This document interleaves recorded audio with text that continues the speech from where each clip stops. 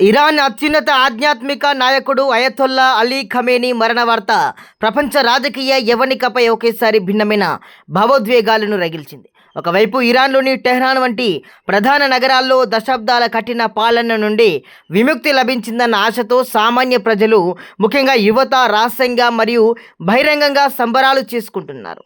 బాణసంచా కాలుస్తూ మిఠాయిలు పంచుకుంటూ ఇది ఒక కొత్త యుగానికి నాంది అని కూడా వారు భావిస్తున్నారు. అయితే దీనికి పూర్తి విరుద్ధంగా భారత భూభాగంలోని కాశ్మీర్లోని కొన్ని ప్రాంతాల్లో నిరసన జ్వాలలు ఎగిసిపడుతున్నాయి.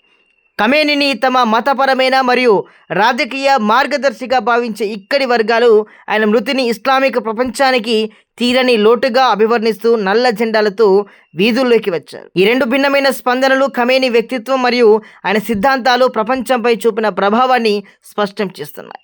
ఇరాన్లోని అంతర్గత అసంతృప్తికి, కశ్మీర్లోని భావోద్వేగ మద్దతుకు మధ్య ఉన్న ఈ వైరుధ్యం అంతర్జాతీయ సమాజాన్ని విస్మయానికి గురి చేస్తోంది. ఈ పరిణామం కేవలం ఒక నాయకుడి నిష్క్రమణ మాత్రమే కాదు, మధ్యప్రాచ్య రాజకీయాలు మరియు గ్లోబల్ ఇస్లామిక్ సమీకరణాల్లో రాబోయే పెను మార్పులకు కూడా సంకేతమని చెప్పుకోవచ్చు. అగ్రరాజ్యాలు ఈ పరిణామాలను నిశ్చితంగా గమనిస్తుండగా ఇరాన్ తదుపరి వారసుడు ఎవరనే అంశం ఇప్పుడు ప్రపంచ శాంతిని శాసించే కీలకాంశంగా మారింది.